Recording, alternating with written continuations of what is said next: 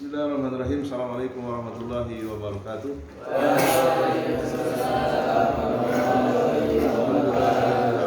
Wassalatu wassalamu ala rasulillah wa ala alihi wa ashabihi ajma'in, amma ba'd.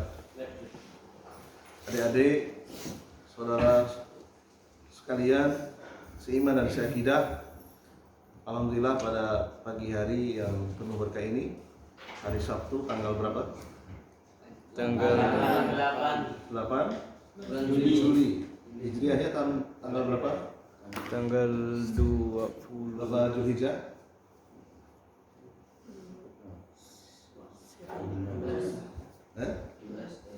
17. Ya, ini akhir bulan Zulhijjah, ya. Kita akan mempelajari salah satu cabang dalam bahasa Arab, yaitu ilmu nahwu, ya. Namun sebelum kita masuk ke pelajaran nahwu, kita harus punya motivasi yang sangat tinggi supaya itu bisa menjadi semangat kita.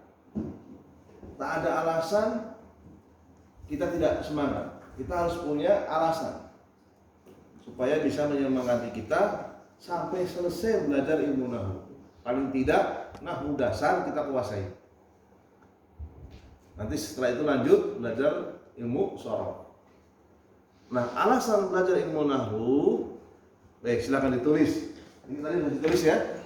Yang pertama adalah untuk yang nomor 1 dan nomor 2 ini bisa kalian tulis untuk menjaga akidah Islam. Untuk menjaga akidah Islam. Ya, nomor 1 dan nomor 2 ini untuk menjaga akidah Islam. Nomor 1, Al-Quran mengatakan wa kallamallahu Musa takliman, dan Allah berbicara kepada Nabi Musa takliman langsung.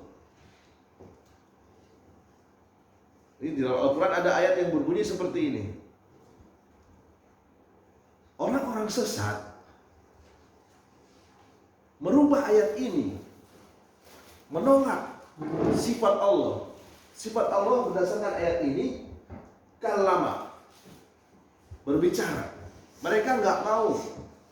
Masa sih Allah pencipta langit dan bumi, zat yang maha besar, berbicara kepada Nabi Musa yang sangat kecil. Gitu ya, mereka menolak ayat ini. Sehingga dirubah. Dengan menolak otomatis merubah. Caranya bagaimana? Diganti ini. Lafadz dhamma, huruf H yang ada di sini diganti dengan fathah. Wa kallamallaha Musa takliman. Dan Musa berbicara kepada Allah dengan langsung. Jadi menolak sifat Allah, yaitu berbicara. Ahlus sunnah wal jamaah, yaitu Rasulullah Muhammad SAW dan para pengikutnya, para sahabat, tabi'in, tabi'ut tabi'in, dan ulama-ulama berikutnya, menetapkan Allah itu memiliki sifat kalam, sehingga nggak boleh dirubah ini. Ya, wajib kita pertahankan di sini. Wa kallamallahu, dan Allah berbicara. Sehingga nanti dari ilmu nahwu kita akan mengetahui ada yang namanya pelaku, subjek. Pelaku atau subjek. Dalam ilmu nahwu namanya fa'il. Di fa'il itu salah satu tandanya adalah huruf terakhirnya harokatnya dhamma.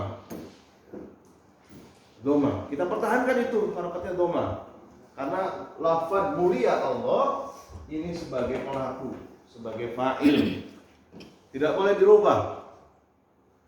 Ya, kalau kita nggak ngerti ilmu nahwu, dirubah satu huruf pun dengan harokat fathah, mungkin kita akan tidak menyadari. Satu harokat fathah ini sudah melenceng akidahnya. Ya, sudah melenceng, berarti Allah tidak berbicara. Menghilangkan satu sifat Allah dengan sengaja itu bisa merusak akidah Islam. Nah, supaya Islam ini tidak rusak, tidak dirusak oleh orang-orang yang tidak bertanggung jawab, maka kita harus belajar nahwu. Lafaz mulia Allah di sini sebagai fa'il. Fa'il itu harokatnya dhamma. Sebagai fa'il di sini, ya, sebagai fa'il. Dan redaksi yang datang dari Rasulullah seperti itu. Wa kallamallahu Musa taklima. Jadi kalau ada orang membaca misalnya dalam sholat gitu ya, wa kallamallahu Musa taklima, perlu kita tanyakan itu. Ustaz, tadi membaca ayat ini kok wa kallamallahu atau wa kallamallahu? Kita cek tabayun. Barangkali dia lupa. Ya. Kalau ternyata itu kesengajaan, bahaya itu. Enggak, di situ memang bacanya yang benar wa kallamallahu. Nah, itu bahaya sekali. Berarti dia sudah menghilangkan sifat Allah. Kita tidak boleh diam ketika melihat kemungkaran terjadi seperti itu. Terutama yang hafal Quran. Jadi walaupun hafal Quran, kalau nggak ngerti ilmu nahwu nanti bisa dibelok-belokkan. Maksud cuma beda satu harokat saja. U sama A, nggak apa-apa lah. Nggak boleh. Tetap itu bisa merubah arti. Ya, kalau wa kallamallahu Allah yang berbicara, tapi kalau wa kallamallahu Musa yang berbicara. Ini jauh sekali, bertolak belakang. Ya, timur dan barat. Ya, tapi kita pertahankan dengan ilmu nahwu bahwa kedudukan lafaz mulia Allah sebagai pelaku, bukan sebagai objek. Ya, sebagai fa'il, bahasa Arabnya fa'il. Masih alasan yang pertama, kita belajar nahwu tujuannya untuk apa? Menjaga akidah Islam dari orang-orang sesat. Ayat yang berikutnya, ihdina as-siratal al-mustaqim. Apa maknanya? Apa artinya? Tunjukkanlah kami ke jalan yang lurus. Jadi jalan kebenaran menuju Allah itu cuma satu. Jangan mudah kita ditipu oleh orang-orang sesat yang mengatakan bahwa jalan kebenaran menuju Tuhan yang Maha Esa itu banyak. Jalan A, jalan B, jalan C, jalan D, dan seterusnya. Bahkan dia mengatakan jalan menuju Allah, menuju Tuhan yang menciptakan kita semua. Tuhan itu kan menciptakan berbagai macam agama. Dia mengatakan seperti itu. Jadi jalan kebenaran menuju Tuhan itu tidak hanya satu. Kamu jangan pernah mengatakan Islam adalah satu-satunya jalan. Maka kita bantah dengan ilmu nahwu. Perkataan seperti itu sesat, kita bantah dengan ilmu nahwu. Bantahnya bagaimana? Di dalam surat Al-Fatihah ada ayat yang berbunyi, ihdina as-siratal al-mustaqim. Tunjukkanlah kami ke satu jalan. Satu jalan yang lurus. Ya. Seandainya jalan kebenaran itu lebih dari satu, padahal jalan yang kebenaran itu cuma satu, jalan yang dilewati oleh Rasulullah dan para sahabat serta para pengikutnya sampai hari kiamat. Seandainya jalan kebenaran itu lebih dari satu, katakanlah dua, mestinya ayatnya berbunyi, ini geser sedikit, jadi bentuknya ganda, dua jalan, as-sirataini. Al-mustaqimaini.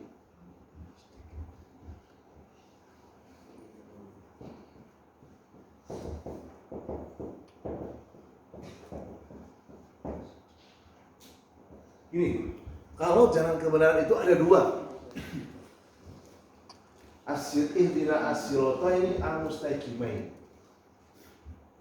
Tapi tidak. Al-Quran tidak mengalami perubahan. Jalan kebenaran menuju Allah cuma satu. Satu jalan yang lurus, as-sirata al-mustaqimah. Kalau dua, as-sirata ini al-mustaqimain. Kalau tiga ke atas, lain lagi. Bentuknya jamak. Nanti bisa dicek ya. Suruto. Ya, nanti kalau saya agak lupa ini yang tengah ini fathah atau dhamma. As-suruto al-mustaqi mina.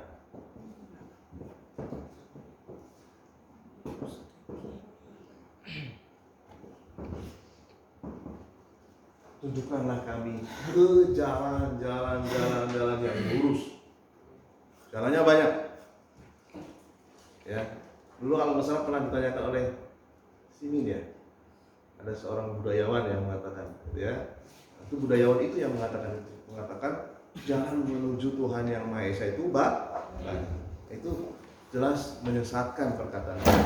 Kita bantah dengan ilmu nahwu. Jalan kebenaran itu bentuknya satu, bahasa Arabnya mufrad atau tunggal. As-sirata itu tunggal. Tunggal itu berarti satu. Itu alasan kenapa kita belajar. Nah, jadi kita bisa beretorika dengan ilmu nahwu. Terus bagaimana Ustaz? Sudah kita bantah, yang bersangkutan masih terus saja ngeyel, tinggalkan perdebatan. Jadi kemampuan kita hanya sebatas membantah, menyampaikan yang benar. Setelah itu selesai sudah. Dia mau ngomong lagi jangan diladeni. Karena itu sudah mengajak kepada debat yang tidak bermanfaat. Jadi ketika kita sudah bantah, jangan kita menunggu dia berhenti ngomong. Pokoknya kita sudah bantah, umat sudah tahu, udah kita selesai. Habis itu jangan diladeni lagi. Syukur-syukur dia berhenti. Gitu ya. Kemudian alasan yang kedua, nomor 3.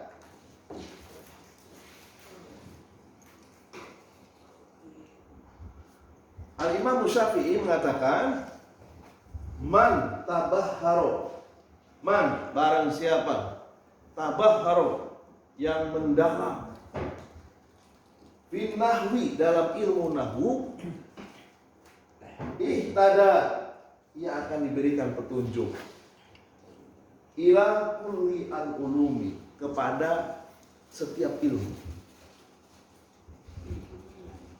Al-Imam Syafi'i mengatakan seperti itu. Artinya apa?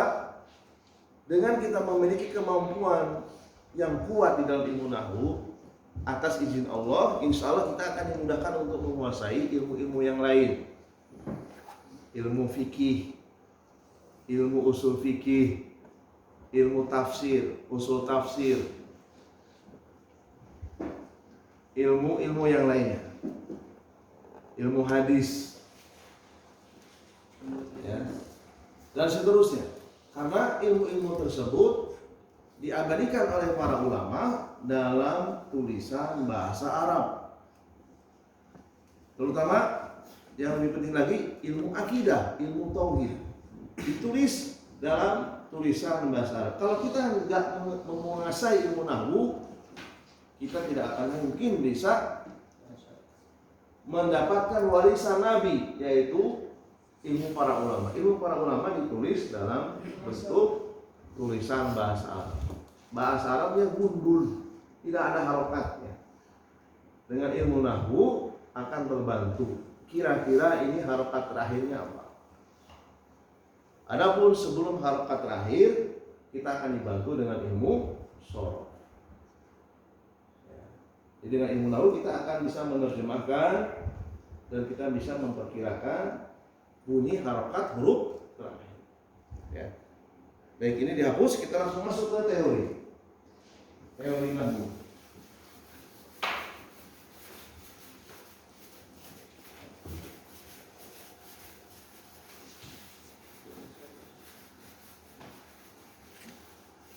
Yang pertama al-harfu. Al-harfu.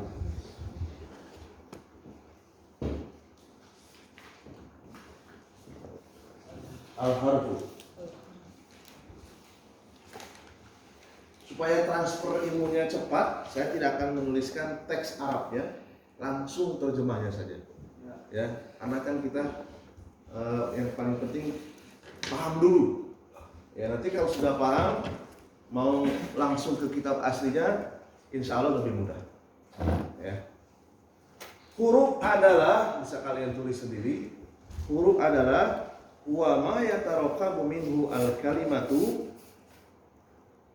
Huruf adalah apa saja yang tersusun darinya suatu kata. Apa saja yang tersusun darinya suatu kata. Kalau terjemah bebasnya, ya huruf adalah penyusun kata. Itu lebih gampang. Huruf adalah penyusun kata. Contohnya ya sebagaimana kita hafal huruf hijaiyah, ya alif, ba, ta, ta dan seterusnya. ST. Lam alif, hamzah, iya. Nah, gitu ya. Kemudian teori berikutnya kata dalam bahasa Arab al-kalimatu.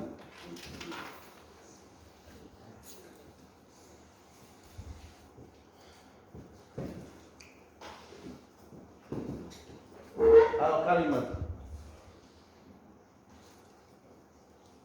Al-kalimatu hiya lafdun lahu ma'nan. Kata adalah ucapan yang memiliki arti. Nah, seperti itu aja tulis. Kata adalah ucapan yang memiliki arti. Ucapan atau suara boleh. Jadi kalau ada kata yang diucapkan atau yang dituliskan tidak dipahami, apa ini maksudnya? Menurut bahasa Arab nggak bisa dipahami, berarti itu bukan kata. Ya, contohnya misalnya suara petir, der misalnya gitu ya. Der itu apa? Itu nggak termasuk kata. Atau suara pintu kena angin, krek misalnya gitu ya. Atau suara daun, gitu ya. Apa saja lah, suara kolongan anjing misalnya, itu juga bukan kata.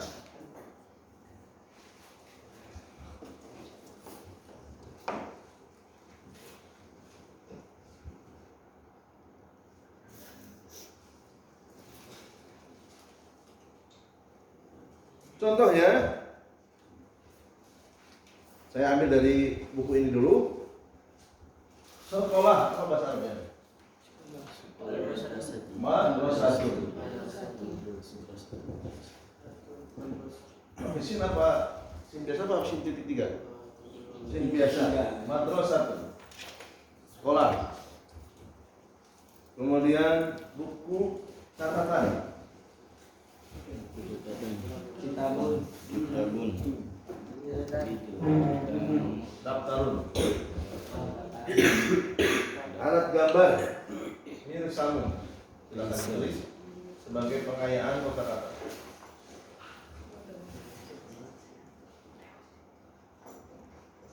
Kemudian kata kerja yaktubu.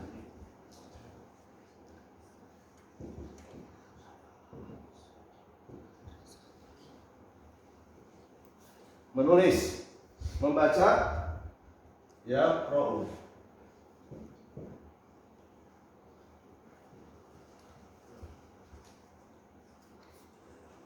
Duduk, yajlisu.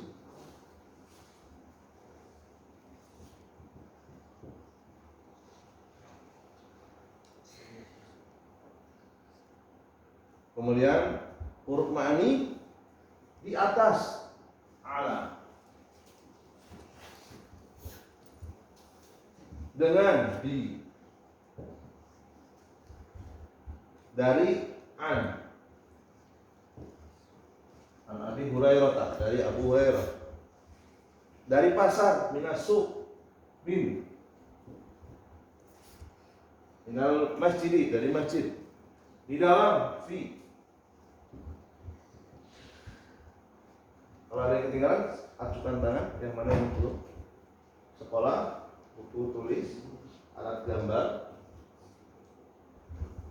menulis, membaca, duduk di atas dengan dari manusia biasanya, min dari benda, dari masjid, dari rumah, di dalam masjid, di kelas, di fasli dan seterusnya.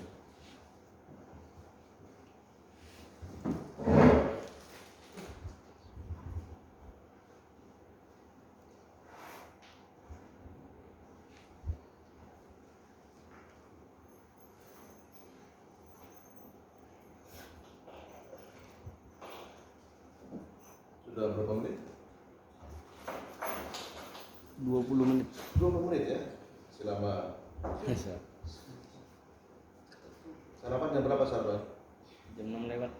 Lewat berapa? Besok setengah 7. Tergantung. Besok tergantung itu. Jam 7 ya, dalam ya? Dapat. Ya. Masih tahan ya? Ya ada yang puasa kan? Ada. Tidak ada. Saya puasa.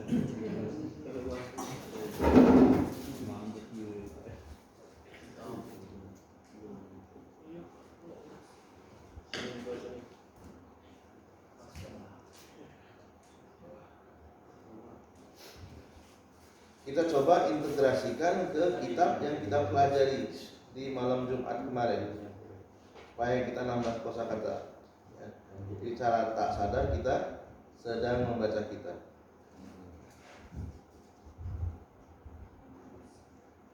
Ada ya.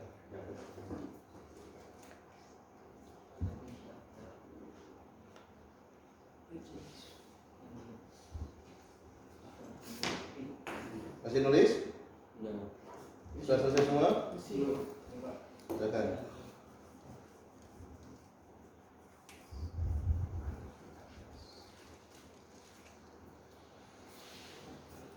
Nah, ini udah ketemu kitabnya nih.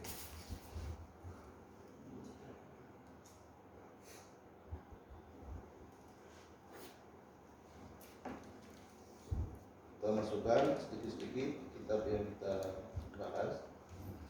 Mudah-mudahan bisa menambah perbendaharaan kata.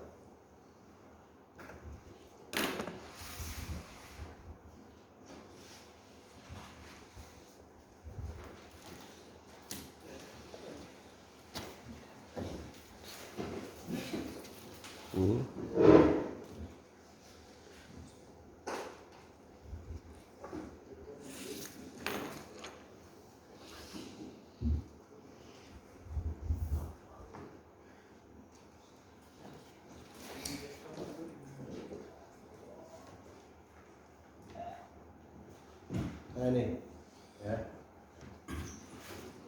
Misalnya ada sebuah tulisan, ada, ya, ada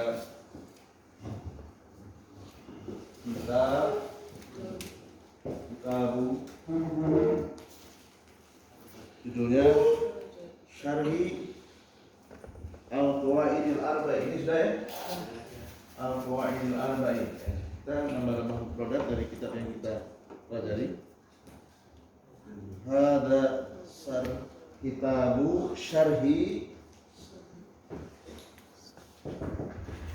al-qawaidil al-arba'in.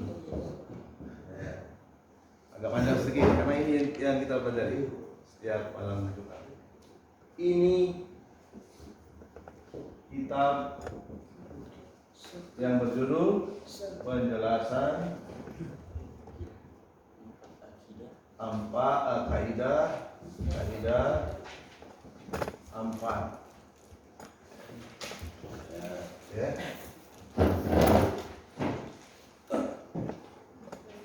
Jadi kalian bisa mentransfer suatu saat menjadi mubalik, menjadi ustaz, menjadi dai. Kitab ini bisa disampaikan kembali, terutama kepada keluarga. Ya, saya juga di rumah sama membuat pengajian keluarga sendiri untuk istri dan anak saya. Minimal itu ya, syukur-syukur untuk umat secara umum. Ya. Ada ditanyakan sampai di sini? Silakan. Kita boleh diskusi, Ustaz, saya belum paham ini apa maksudnya. Boleh, silakan.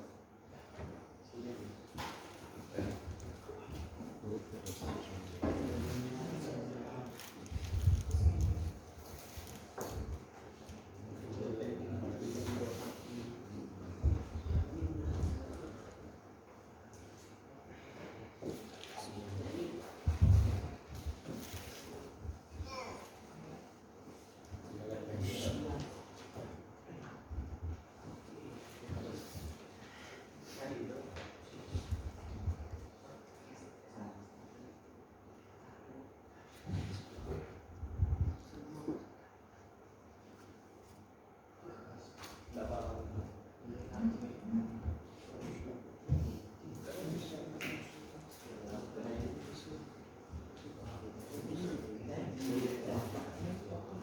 masih catat ya, masih banyak ya. Masih catat.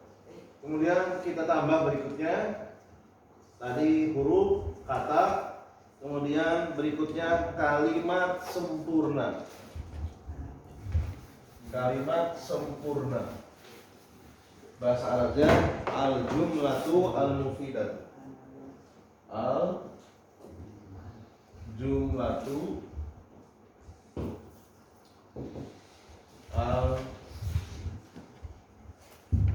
al-mufidatu. Al-jumlatu al-mufidatu. Terjemah bebasnya kalimat sempurna, atau dia memiliki sinonim al-kalamu. Al-kalam.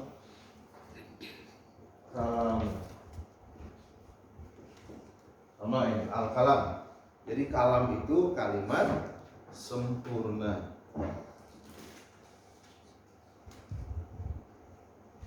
Pengertiannya apa gitu ya? Apa kalimat sempurna itu, atau apa al-jumlatu al-mufidatu itu? Pengertiannya, kalimat sempurna adalah susunan kata-kata yang memberikan faidah sempurna. Jadi memakna al-jumlatul mufidah. Apa arti dari jumlah mufidah? Apa arti dari kalimat sempurna? Pengertiannya apa tadi? Susunan kata-kata yang memberikan faidah sempurna. Berarti ada dong faidah tapi nggak sempurna, banyak. Ya.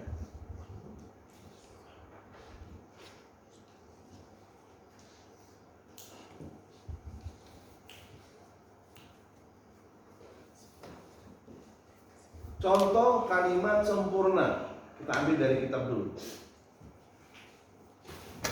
Ya ini sudah, yang benar. Ya ini sudah. Belum? Ada yang belum? Kalau belum, nggak saya hapus yang tengah ini. Belum. Baik. Saya yang bawah sudah. Contoh kalimat sempurna di kitab Muyassar. Ya. Dia duduk di atas kursi.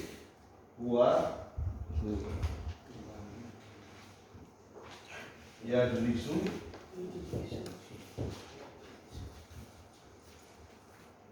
ala al-kursi.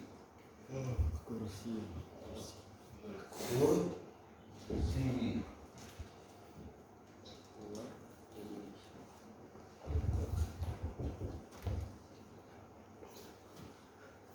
Al-kursi.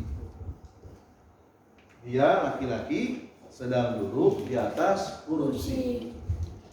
Misalnya kita mengucapkan hanya sampai ala, huwa yajlisu ala, dia duduk di atas. Orang akan nanti masih bingung. Di atas apa? Di atas air. Wah, hebat sekali. Duduk di atas air. Ya. Duduk di atas pucuk pohon misalnya. Yang tinggi. Di atas apa masih nggak jelas, tapi kalau dilengkapi dengan al-kursi jelas. Dia laki-laki sedang duduk di atas kursi itu. Jelas. Jadi orang Arab kalau mendengar kata ini, kalimat ini dia tidak perlu bertanya lagi, paham maksudnya. Nah, itu namanya faidah sempurna. Wa yajlisu, dia duduk ala di atas. Di atas apa nggak jelas. Supaya jelas tambahkan al-kursi. Kemudian berikutnya, saya sedang menulis di buku tulis. Ini sudah ya? Saya, apa saya? Ana. Saya, ana, ini ada tanda syukur. Aktubu. Aktubu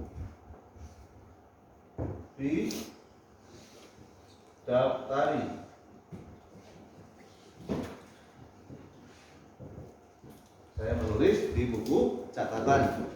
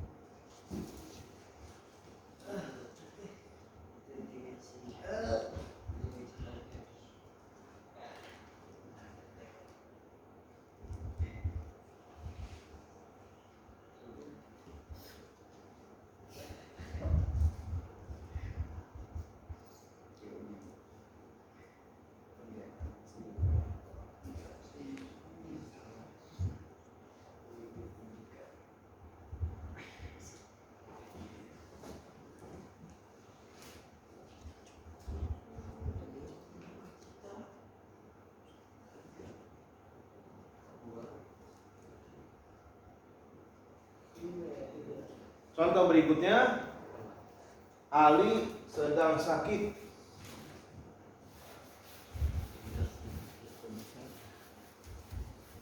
Aliun maridun. Aliun maridun.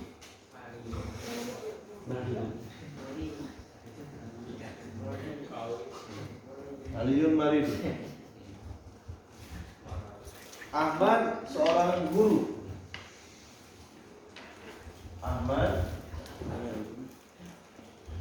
Ahmadu Ustaz.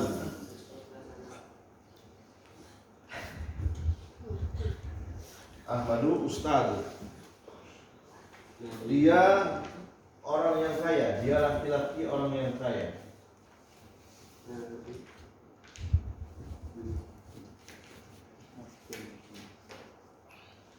Wa ghaniyun.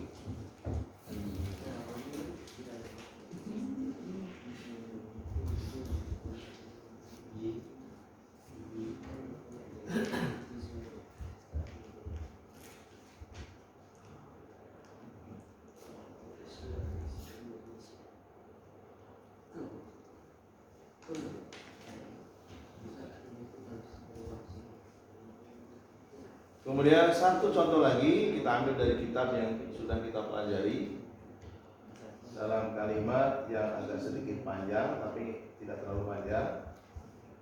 Misalnya as'alullaha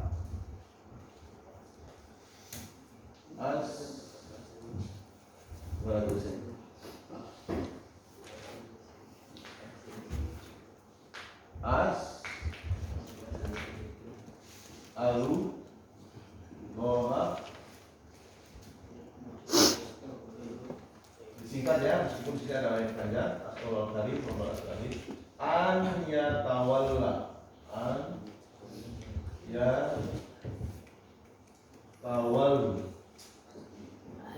laka, an yatawalla laka di dunia, di dunia.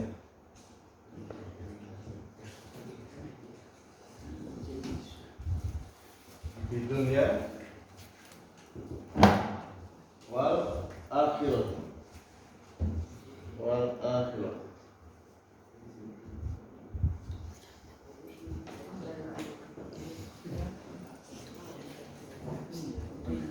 Aku memohon kepada Allah an yatawallaka, untuk menjagamu di dunia dan di akhirat. Nah, itu saja. Sudah berapa menit? 35. 35. Minimal 1 jam. Siap. Mudah-mudahan bisa bersama. Amin. Biasanya saya standarnya 90 menit. Itu belajar nahu nggak sampai 4 bulan selesai. Satu pertemuan 90 menit, seminggu 4 kali, itu nggak sampai 3 bulan selesai. Karena itu baru belajar sorok sebulan. Jadi kita 5 bulan kita sudah latihan baca kitab. Ya. Saya kita dulu.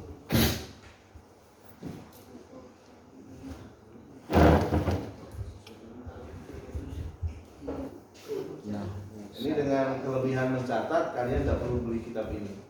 Wow. Ya, karena kitab ini agak lumayan juga, harganya sekitar 30.000. Ya, untuk memberatkan keuangan, jadi catat saja. Ya.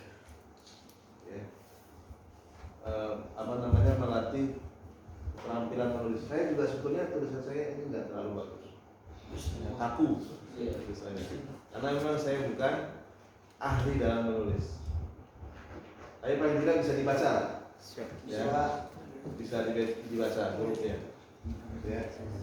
Kalau yang betul-betul advance, yang betul-betul tinggi keahliannya itu gini ya, dari kanan ke bawah, kiri.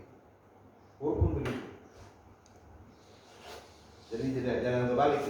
Kalau kebalik berarti dia masih belum ahli. Harokat juga sama. Fathah, koma, kasroh, ya. Itu lebih cenderung dari atas ke bawah, jatuh dia, jatuh ke kiri. Nah, itu yang sudah ahli. Saya punya kawan di daerah Kalimantan Tengah kemana. Itu juara 1 nasional. Menulis tulisan Arab. Kalau ada rezeki kapan-kapan mungkin suruh tinggal di sini seminggu atau berapa, melatih kalian menulis huruf Arab dengan kaidah-kaidah yang benar. Itu juara 1 nasional.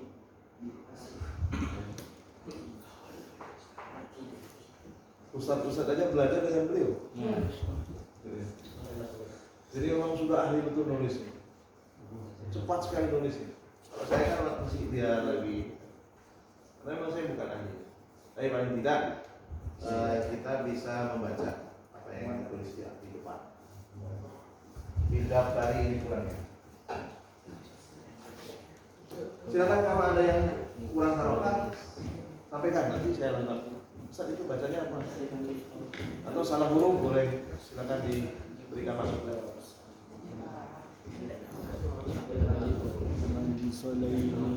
Terakhir, karena ini masih pemula supaya kita tidak merasa jenuh, karena kita sebetulnya 1 jam. Tadi kita mulai jam berapa tadi? Jam 5 lewat 10 menit. 10. Ya.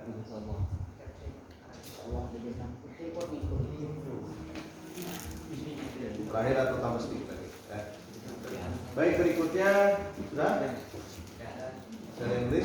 Yang atas sudah ya. Yang atas, alhamdulillah. Pembagian huruf. Pembagian huruf. Pembagian huruf. Jadi huruf itu ada 2 bagian. Yang ke kanan, yang ke kiri.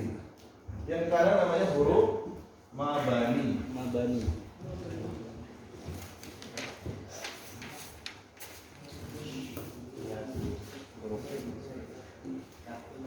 Mabaniun.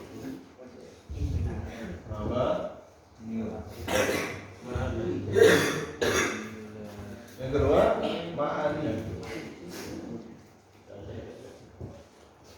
Ma'aniun.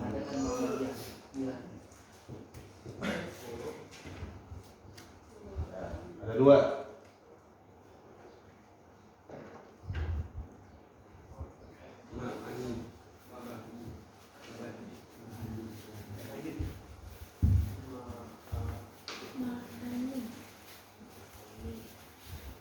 Contohnya mabani, ini huruf yang tidak ada artinya ya. Huruf yang tidak punya arti, atau tidak punya makna. Ya, dan huruf saja.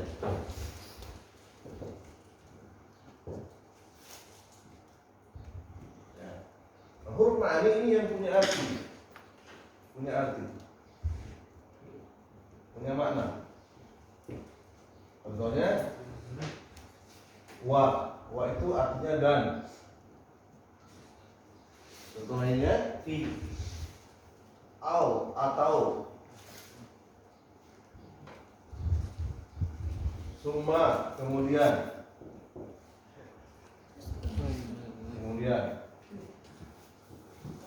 Apalagi fi tadi betul di dalam. Satu lagi min dari.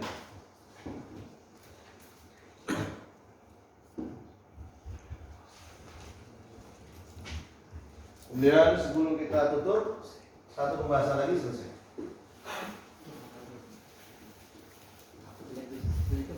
Satu pembahasan lagi kita selesaikan sebagai pendahuluan kita belajar ilmu nahwu. Jenis kata. Tadi huruf, ini jenis kata. Ya, saya langsung terjemahkan ke dalam bahasa Indonesia supaya transfer ilmunya lebih cepat. Ya. Jenis kata itu ada tiga bagian, kanan, tengah, kiri. Yang kanan kata benda, bahasa Arabnya ismun. Ini benda. Benda itu ya bisa benda yang bisa dilihat oleh mata, ada benda yang tak bisa dilihat. Ya, contohnya buku kitab bisa dilihat. Yang tidak bisa dilihat, misalnya dosa, ismun, kan tidak bisa kelihatan. Ismun, hasanatun, ya, kebaikan, itu hanya bisa dirasakan, tidak bisa dilihat. Kemudian kata kerja, fi'lun, kata kerja, ini kata benar, kata kerja. Nah yang ketiga ini yang dibahas huruf ma'aniyun, ya, harfun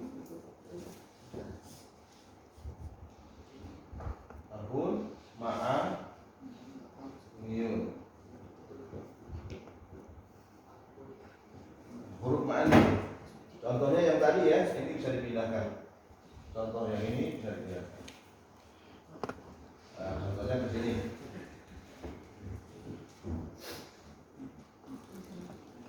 Baiklah, ini yang bisa kita bahas pada pertemuan pertama ini. Mudah-mudahan Allah Subhanahu wa taala memberikan taufik kepada kita, memberikan keistiqomahan, ya, sehingga kita bisa menyelesaikan cita-cita luhur kita, yaitu menjaga akidah Islam. Semoga kita dimudahkan. Bagaimana perkataan Imam Syafi'i tadi ya, Pak? Barang siapa yang mendalam ilmu nahwunya, dia akan diberikan petunjuk kepada setiap ilmu yang lain. Karena tanpa ilmu nahwu kita tidak mungkin bisa menguasai ilmu-ilmu yang lain. Jadi mustahil kalau dia tidak mengerti nahwu mampu menguasai ilmu fikih, tidak mungkin. Tanpa ilmu nahwu nggak mungkin bisa menguasai tafsir, nggak mungkin. Karena penjelasan tafsir itu dalam bentuk tulisan gundul, Arab gundul. Kalau tanpa ilmu nahwu dia tidak bisa menguasai. Kita cukupkan dulu. Sebelum saya akhiri, ada pertanyaan? Tidak ada. Alhamdulillah. Subhanakallahumma wa bihamdika.